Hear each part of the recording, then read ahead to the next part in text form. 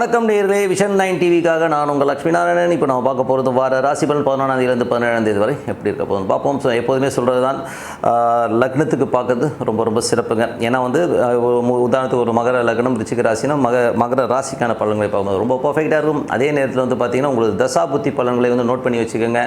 So அது இன்னும் பர்ஃபெக்டாக அமையணும். ஏன்னா இந்த வீடியோலேயே பார்த்தீங்கன்னா ஃபஸ்ட்டு பொது பலன்கள் சொல்லுவோம், அதுக்கப்புறம் உங்களுக்கு தசா புத்தி அந்தரங்களுக்கான பலன்களையும் சொல்லுவோம். கடைசியில் டிப் ஆஃப் த வீக் இருக்குது. ஸோ கும்பராசி எப்படி இருக்கும் அப்படின்போது, உங்களது ராசி அதிபதி ராசியிலே இருக்கார். அதுவும் ராகுடைய சாதமும் பெரிய வளர்ச்சி நல்ல லாபங்களை வருவதற்கான வாய்ப்பும் ரொம்ப சிறப்பாக இருக்குது. தேவையான பணம் கண்டிப்பாக வர்றதுக்கான வாய்ப்பும் ரொம்ப நல்லா இருக்குது.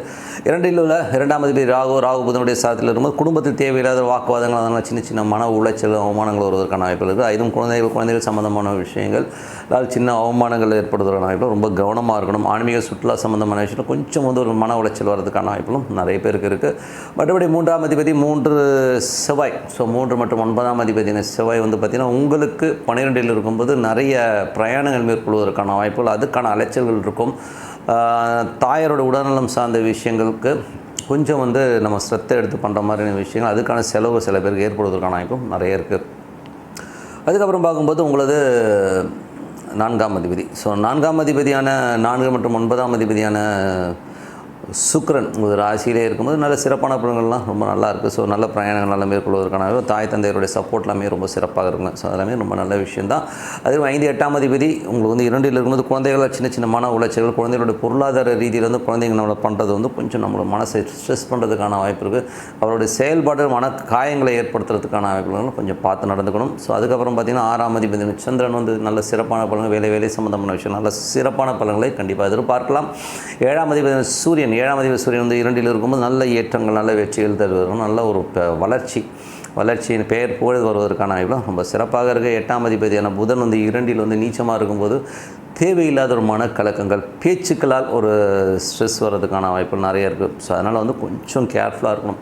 ஏன்னா உங்களுக்கு 8ஆம் அதிபதியாக புதன் அது 2இல் நீச்சமாக நம்ம பேசுகிற பேச்சால் நமக்கு ஒரு மனக்காயங்களோ அவமானங்களோ ஏற்படுறதுக்கான பேசும்போது ரொம்ப கவனமாக பேசணும். அதுதான் உண்மையான விஷயம்.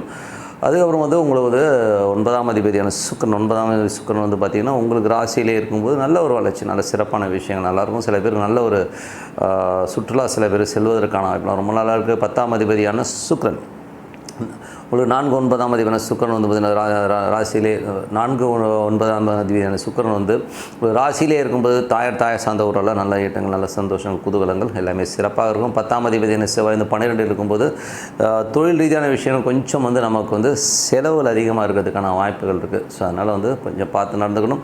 11ஆம் அதிபதியான குரு உங்களுக்கு 3இல் இருக்கும்போது, அதுவும் சுக்கிரனுடைய சாரத்தில் இருக்கும்போது பெரும் பூர்வீக சொத்துக்கள் சம்பந்தமான விஷயங்கள் ஒரு பெரும் பணம் வருவதற்கான வாய்ப்புகள் நல்லாவே இருக்குது. ஸோ அதெல்லாமே ரொம்ப சிறப்பான விஷயங்கள்.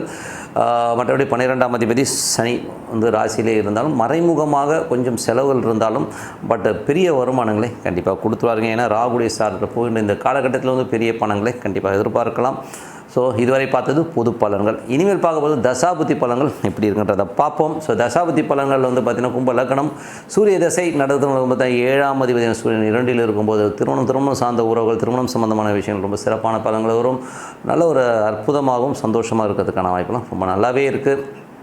அது பார்த்திங்கன்னா உங்களுக்கு சனியுடைய சாரத்தில் போகும்போது நிறைய வளர்ச்சிகள், நல்ல ஒரு வளர்ச்சிகள், வெளி வட்டார பழக்க வழக்கங்கள், நல்ல ஏற்றங்கள் வருவதற்கான வாய்ப்புகளும் ரொம்ப நல்லா இருக்குது. அதுக்கப்புறம் பார்க்கும்போது உங்களது கும்ப லக்னம் சந்திர தசாபுத்தி அந்த 6ஆம் அதிபதியுடைய திசையில் இருக்கும்போது கணவன் மனைவிகளோட சின்ன ஒரு ஏற்ற தாழ்வுகள், கொஞ்சம் மனக்கலக்கங்கள் இந்த திசையில் கண்டிப்பாக இருக்குங்க. அதே நேரத்தில் பார்த்திங்கன்னா உங்களுக்கு சின்ன சந்தேகங்கள் திங்கள் செவ்வாயில் வர்றதுக்கான வாய்ப்புகளும் கொஞ்சம் பார்த்து நடந்துக்கணும். அதுக்கப்புறம் பார்த்திங்கன்னா வேலையில் நிறைய மாற்றங்கள், நல்ல ஏற்றங்கள் வருவதற்கான வாய்ப்புகளும் எல்லாமே சிறப்பாக இருக்குங்க. ஸோ அதுக்கப்புறம் கும்ப லக்னமாக இருந்து செவ்வாய் தசாபுத்தி அந்தரம் நடக்கிறவங்களுக்கு எப்படி இருக்கும்போது செவ்வாய் பார்த்திங்கன்னா உங்களுக்கு 12 நீச்சமாக இருக்கிறது. ஸோ அது பார்த்திங்கன்னா 3 மற்றும் 10ஆம் அதிபதியாக இருந்து 12 நீச்சமாக இருக்கும்போது அது நிறைய தொழில் ரீதியான விஷயங்கள் அலைச்சல்களை ஏற்படுத்துவதற்கான, புதிய ஒப்பந்தங்களுக்காக நிறைய அலைச்சல்கள் ஏற்படுத்துவதற்கான வாய்ப்புகளும் கொஞ்சம் பார்த்து நடந்துக்கணும். வீடு சொத்துக்கள் விற்பனை இந்த மாதிரி விஷயங்கள்லாம் நல்லா சிறப்பாக இருக்கிறதுக்கான வாய்ப்பு ரொம்ப நல்லா இருக்குது. அதுக்கப்புறம் பார்க்கும்போது உங்களது கும்பல் லக்னம் ராகு தசாபுத்தி அந்தரம் நடக்கும். ஸோ ராகு வந்து 2லிருந்து புதனுடைய சாரத்தில் போகிற ஒரு காலகட்டம். புதன் வந்து பார்த்திங்கன்னா உங்களுக்கு 5, 8ஆம் அதிபதி குழந்தைகள் சம்பந்தமான விஷயம் நம்ம மன உளைச்சல் ஏற்படுத்தும். குழந்தைகள் பேச்சுக்கள் வந்து நம்மளை வந்து இல்லை நீங்கள் பேசுகிறதோ குழந்தைகள் பேசுகிறதோ உங்களுக்கு அவமானங்களை ஏற்படுத்துவதற்கான வாய்ப்புகள் ரொம்ப கவனமாக இருக்கணும். ஸோ அதனால் கொஞ்சம் கேர்ஃபுல்லாக இருக்கின்ற ஒரு காலகட்டம். அதுக்கப்புறம் கும்ப லக்னமாக இருந்து குரு தசாபுத்தி அந்தரம் நடக்கிறவங்களுக்கு பார்த்திங்கன்னா உங்களுக்கு வந்து 3இல் உள்ள குரு சுக்கிரனுடைய சாரத்தில் போகும்போது நல்ல லாபங்கள் நல்ல ஏற்றங்களையும் கொடுக்கறதுக்கான வாய்ப்புகள் ரொம்ப சிறப்பாக இருக்குது. 2/11ஆம் தேதி 3இல் இருக்கும்போது பெரிய ஒரு பணம் வந்து ரொட்டேட் ஆகிறதுக்கான வாய்ப்புகள், ஒரு சொத்துக்களாக நல்ல பணம் வர்றது, ஒரு வண்டி வாகனம் பெரும் பணம் வருவதற்கான வாய்ப்பு ரொம்ப சிறப்பாகவே இருக்குங்க. ஸோ அதுக்கப்புறம் பார்க்கும்போது கும்ப லக்னம் சனி தசாபுத்தி அந்தரம் நடக்கிறவங்க எப்படி இருக்கும்போது சனி வந்து பார்த்திங்கன்னா உங்களுக்கு ராசியிலேருந்து ராகுடைய சாரத்தில் போகும்போது பெரும் பணம் வருவதற்கான வாய்ப்பு, பணம் சொத்துக்கள் சார்ந்த விஷயம் ரொம்ப சிறப்பாக இருக்கும். பட் இருந்தாலும் கொஞ்சம் மறைமுகமான செலவுகளையும் தவிர்க்க முடியாதுங்கிறது தான் உண்மையான விஷயம். அதுக்கப்புறம் கும்ப லக்னம் புதன் தசாபுத்தி அந்தரமும் 5, 8ஆம் அதிபதியான புதன் உங்களுக்கு வந்து 2இல் இருக்கும்போது வாக்குகள் ஏதாவது பேசும்போதோ மற்றவர்கள்ட்ட பழகும்போதோ கொஞ்சம் கவனமாக இருக்கணும். அதனால் உங்களுக்கு அவமானங்கள் வரும், உங்களுக்கு பேச்சால் உங்களுக்கு அவமானங்கள் வருவதற்கான வாய்ப்பு இந்த ஒரு 20 நாட்கள் ரொம்ப கேர்ஃபுல்லாக இருக்கணும். ஒரு காலகட்டம் கும்ப லக்னம் கேது தசாபுத்தி அந்த ரொம்ப கேர்ஃபுல்லாக இருக்கணும். உங்களுக்கு வந்து பிரச்சனைகள் நிறைய வந்து உங்கள் மேல் பழிகள் வரலாம். ஸோ உங்கள் மேலே வந்து கோர்ட் கேஸ் வருவதற்கான வாய்ப்பு கொஞ்சம் இல்லீகல் ஆஸ்பெக்ட்லாம் போகாமல் இருக்கிறது ரொம்ப நல்லது. எந்தவித கையெழுத்துக்களோ கேரண்டியை கொடுத்து நம்மள மாட்டிக்காமல் இருக்கிறது ரொம்ப பார்த்துக்கணும். ஏன்னா 8இல் வந்து கேது இருக்குன்னா வந்து வழக்குகளை ஏற்படுத்தும், தேவையில்லாத கடன்களை இழுத்து விடுறதுக்கான வாய்ப்பு இருக்கனால கொஞ்சம் கவனமாக இருக்கணும். தாய்மாமன் உறவுகள் எல்லாம் வந்து ரொம்ப கேர்ஃபுல்லாக இருக்கணுங்கிறது தான் உண்மையான விஷயம். ஸோ கொஞ்சம் பார்த்து நடந்துங்க. கும்ப லக்னம் சுக்கிர தசாபுத்தி அந்தரம் நடக்கும்போது நல்ல ஒரு ஏற்றங்கள் நல்ல மாற்றங்கள் கொடுக்கும், நல்ல ஒரு வளர்ச்சியை கொடுப்பதற்கான வாய்ப்பு ரொம்ப சிறப்பாக இருக்குது. அது வந்து உங்களுக்கு வந்து ஒரு பெரிய எதிர்பார்த்த தாயார் சம்மந்தமான விஷயம், அப்பா சம்மந்தமான விஷயம் சரி, நல்ல ஒரு பணம் வர்றதுக்கான வாய்ப்பு ரொம்ப சிறப்பாக இருக்கும். ஸோ நல்ல விஷயங்கள் நல்ல மாற்றங்களாக இருக்கணும். பிரார்த்தனை ரொம்ப அவசியங்க.